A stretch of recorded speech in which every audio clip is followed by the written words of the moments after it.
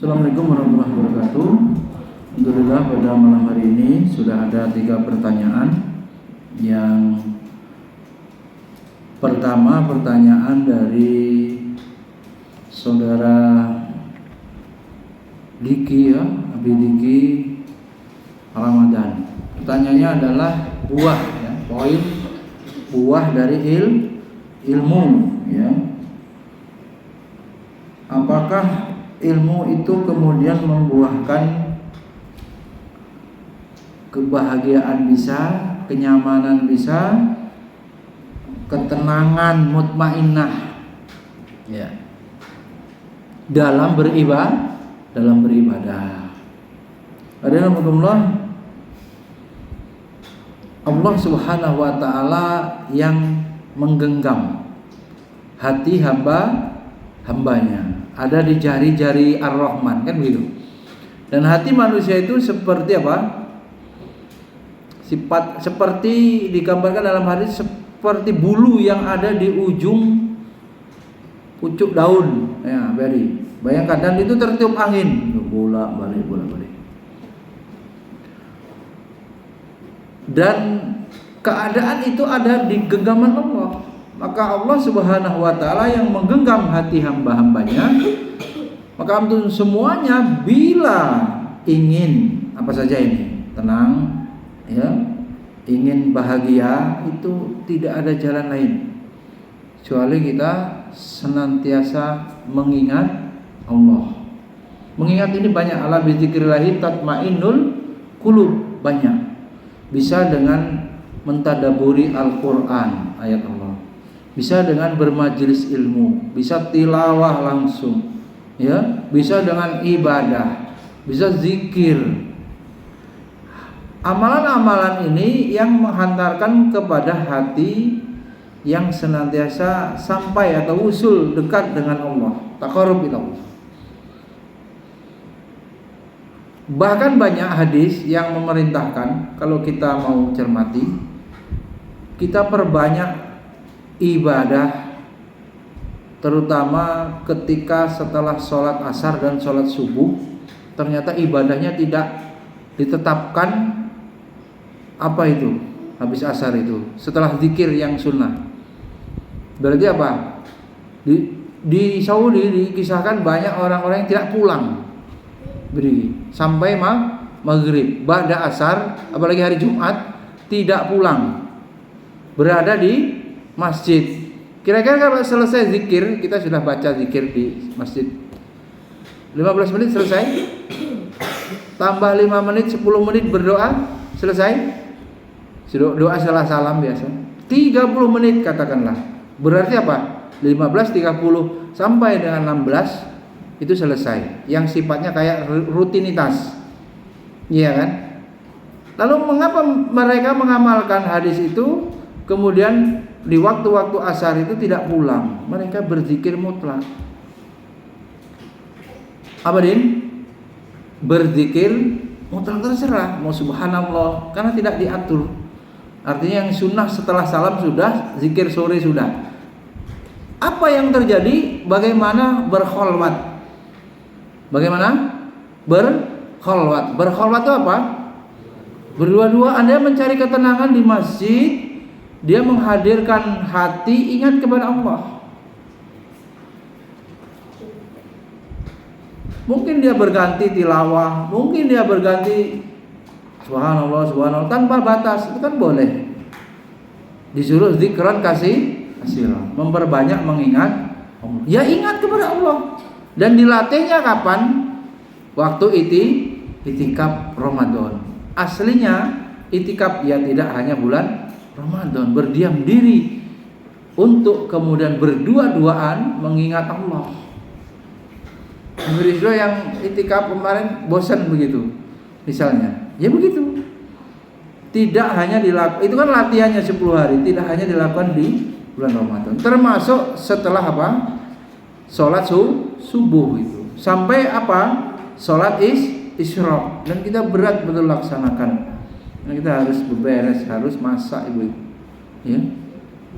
Entah bagaimana manajemennya Abi Diki, ya, itu bisa diterapkan kalau memiliki kemampuan ekonomi berarti catering kan, iya kan, laundry, iya kan, paginya berzikir coba bagaimana itu, PR itu. Kalau kita kemudian ingin keberkahan ya, zikir pagi, bahkan bersedekah pagi itu. Kan ini kan sulit nih, budaya kan nggak begitu. Wong zikir yang 30 menit aja nggak dibaca langsung pulang kan, yang setelah salam. Ya. Artinya apa? Bidiki bahwa kita itu belum mengamalkan Islam yang dicontohkan Rasul secara kafah gitu. Dan pengamalan budaya yang menjadi budaya itu belum, sulit. Dan kita sendiri juga kalaupun pas sekali waktu bisa, itu kadang-kadang ya karena sudah tidak biasa, pas ada waktu loh ya. Misalnya pada saat ini keadaan stabil, yang kepala rumah tangga duit lagi ada, badan lagi sehat, anak-anak nggak ada yang harus diurus, bisa berdiam diri sampai asar. Kayaknya itu juga jarang kita temui. Menunggu sholat waktu dari azan ke azan berikutnya. Pada subuh juga begitu, ditambah lagi ada sholat sunnah di waktu suruh. Artinya begitu. Ya. Oleh karenanya buah daripada ilmu yang ditanyakan tadi, ketaatan, amal-amal soleh itu yang menjadi kebahagiaan. Ya. Bagaimana kata kuncinya bahagia karena taat. Cek ilmu antum bener. Itu kalau ngecek ilmu, niatnya itu dicek.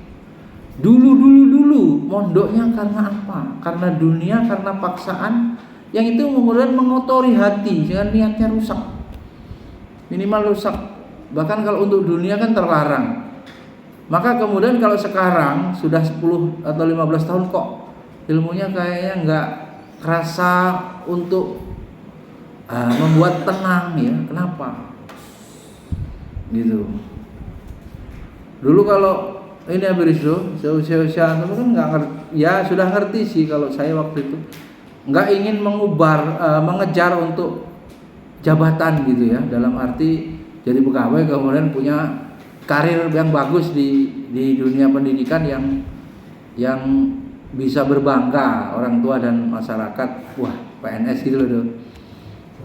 Iya, titik balik kehidupan saya, semakin saya kemudian meninggalkan niat-niat itu, mengikis seiring bertambahnya ilmu, seiring bertambahnya iman ya, dan sampai sekarang ya bisa hidup tanpa status yang dulu umumnya dikejar begitu, itu semakin terasa dekat gitu ya. Sebab ilmu itu yang menghantarkan sampai kepada Allah, karena sudah relnya, jalurnya benar.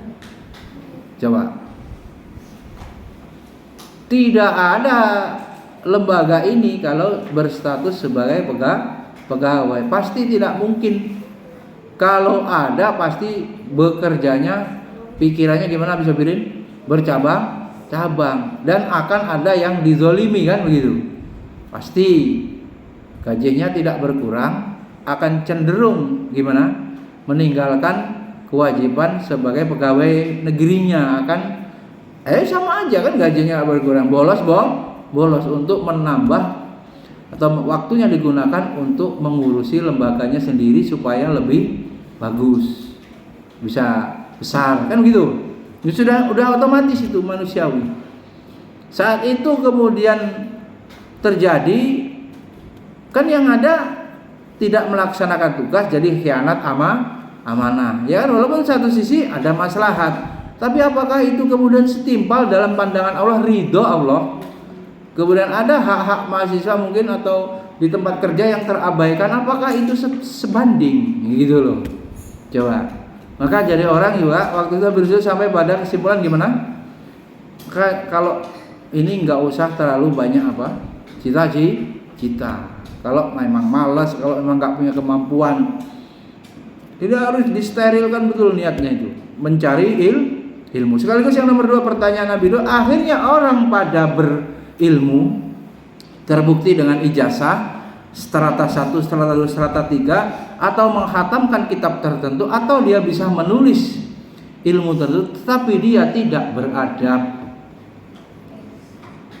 Dipertanyakan tadi sebabnya apa? Ilmu sekedar ilmu yang tidak kemudian melahirkan adab. Berarti apa yang kurang? Iman. Yang kurang apa? 3, iman, ilmu, dan amal. Itu baru ilmu saja. Sementara 3 ini, trilogi ini harus lengkap, baru bisa melahirkan orang yang beradab.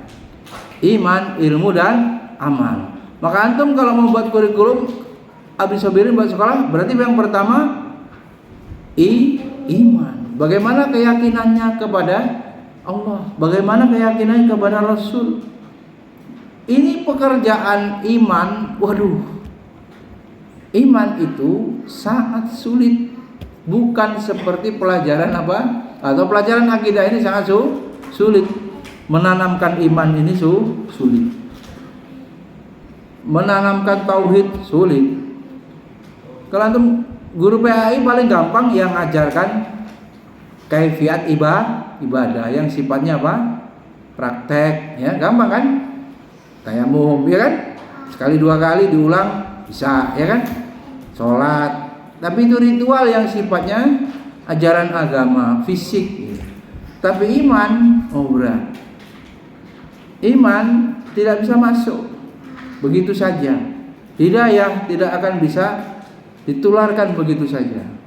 Sebab ini kuasa Allah. Apa istilahnya kalau yang ini? Hak prerogatif Allah, hak mutlak Allah yang bisa memberikan. Maka nasihatnya para penuntut ilmu ya adab, belajarnya yang benar supaya membuahkan iman dan melahirkan amal. Gitu loh. Kuliahnya itu karena apa? Sejak awal innamal a'malu binniyatnya apa? Wa innamal likulli imri'in ma nawa, itu kembali. Dan berikutnya paham-paham ini ya, abirisdo, materialisme ya, sekulerisme ya, apalagi sekolahisme, paham-paham itu yang merusak, gerakan hadamah yang menghancurkan. Ilmu harusnya menjadi cahaya nur, berubah jadi barang, komoditas yang seperti orang kulakan. Antum dari kampung ke sini kulakan ilmu, nanti pulang sarjana kayak jualan ilmu. Antum pasti tidak mau. Sebelum sarjana khutbah Jumat 50.000, setelah sarjana malah nggak mau pasti nggak mau kalau hanya di amplopin 50.000. Kan sudah sarjana. Dulu terjadi begitu Abi Sobirin. Kawan-kawan yang S3 itu ada yang curhat begitu. Di Jakarta amplop khotib kan 1 juta. Iya, sampai 1.500.000. Kalau sudah doktor bisa 2 juta. Bisa naik.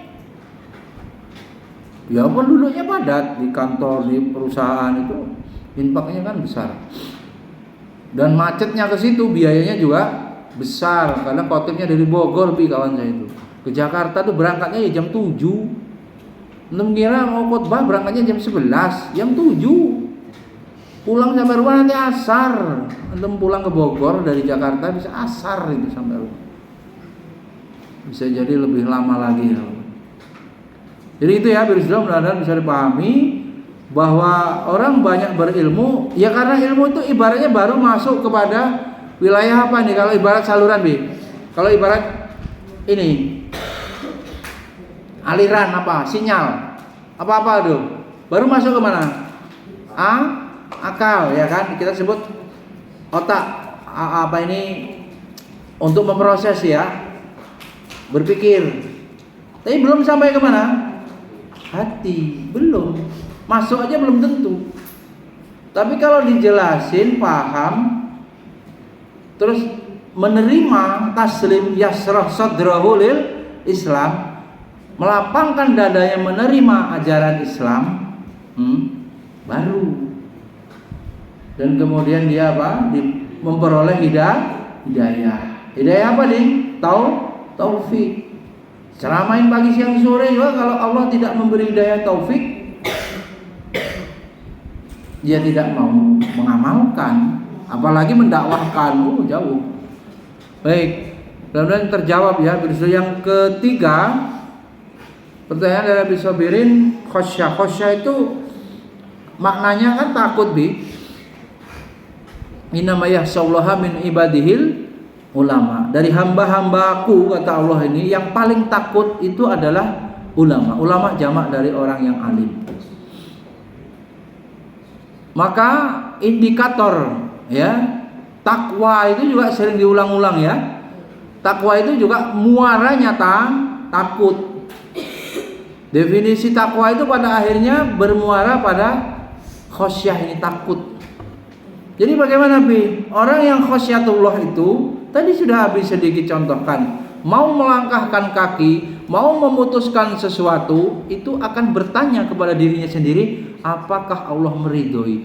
Lalu kemudian itu sudah dijelaskan dalam video antum belum ngirim Abi Sabirin. Abi Diki mungkin mulai paham. Adi nggak ngirim, Abi Rizli belum. Di poin pertama Abi Diki, di jawaban itu kemudian ada poin pertama, mengambil keputusan ridho Allah, pertimbangan syariat, masuk kemudian ilmu syariat di situ sehingga orang bisa beradab. Ini secara hukum syar'i bagaimana ini? Halal, haram, sunnah atau mubah. Ini saya memilih ini. Kalau begitu, kalau tidak bisa memutuskan, dia akan bertanya kepada guru kehidupan, kepada orang yang soleh, minta nasihat terhadap masalahnya. Kalau dia tidak bisa memutuskan sendiri, begitu. Implementasinya begitu. Ini saya ini harus kerja di ICA, apa kerja di Tanwir, apa kerja Maksim. Ini tanya syar'i. Istikharah kemudian pertimbangan orang alim untuk kemaslahatan akhirat ini yang mana? Ditimbang-timbang lah itu habis itu, gajinya sekian, bebannya cerewetnya yang punya sekian, hati-hati itu dapat berapa. Tapi positifnya, jadi belajar disiplin, wawasan terus bertambah, nggak sempet lagi berbuat maksiat karena waktunya sudah habis. Misalnya kuliah lancar, mungkin juga bisa dapat kesempatan didoakan, jadi berkah ilmunya, kan macam-macam. Kalau Maksim berebut orang, tomburan, kecelakaan, gajinya besar, habis itu judol, slot, karena bisa jadi boncengan itu, ya kan? Kalau bisa kan ada ojek syariah tuh. Ini contohnya bisa Sabirin kan. Bagaimana kalau antum membonceng penumpang akhwat senggolan begitu? Darurat apaan? Antum aja yang nyari kerjaan begitu. Nah, orang beriman takut kepada Allah. Apa-apa ini ditanyakan Allah ini, atau kalau ada pilihan Allah lebih ridho, lebih suka, ya lebih berkah yang mana kalau rezeki itu daripada profesi ini. Berisdo yang mungkin, atau Abi Kumis yang di toko, di perusahaan, mungkin kawannya Abi Adi itu ada namanya Abi Rudi di Jakarta, desain dekor, gajinya 4 juta gitu kan, makanannya di restoran karena dekor ini pesta kan tuh, pre-wedding apa acara wedding itulah, ya pastilah makanannya enak-enak mungkin bandingan makanan di pondok, ya kan, ya silahkan. Tapi nanti kalau mau dicek di ujungnya dia sekian tahun kerja, jadi apa? Bisa itu. Nyentel di mana istilah Jawanya itu? Asetnya apa? Gitu loh. Bisa, karena itu kaitannya keberkahan gaji ya. Baik. Khosyatullah berikutnya apa yang ini Abi Sabirin mau diberikan contoh? Subhat itu dihindari, ya kan, dalam halal haram. Amanah, orang yang tahu kepada Allah itu detail rinci, ini sudah sesuai belum tugasnya mengajar PKN adab ini, ya 2 berarti ini. Kalau nggak kuat kembalikan nggak kuat lah ngajar 1,5 jam 2 pelajaran, cepet-cepet biar jadwalnya diganti. Jangan kemudian diterima tapi tidak dituntaskan, hanya separuh misalnya. Nah itu bahaya itu, ya. Apa saja itu yang belum rinci ditanyakan job listnya. Maksud kita tidak rinci-rinci juga kan sudah kuliah, sudah ada contoh-contoh, sudah sering di grup. Oh maksudnya begini. Nah itulah kemudian pakai logika yang tidak harus semuanya diomel-omelin gitu. Kerjaan itu tidak ada paksaan. Abi Sabirin sekaligus la ikraha fil amal. Ini kita ini amal mengajar, ya kan? yang mana kita berpikir bagaimana seorang santri ini berkembang semuanya, kemudian gurunya juga fokus sebisa mungkin. Tidak bermaksud membuat guru itu sengsara, enggak lah, tapi bagaimana ikhtiar mujahadahnya itu maksimal, dan itu akan membawa kepada guru mujahid statusnya yang banyak memperoleh pertolongan dari Allah, bukan hanya sekedar urusannya dapat gaji dari yayasan. Mudah-mudahan bermanfaat. Waktunya habis. Subhanakallahumma wa bihamdika asyhadu an la ilaha illa anta astaghfiruka wa atubu ilaik. Assalamualaikum warahmatullahi wabarakatuh.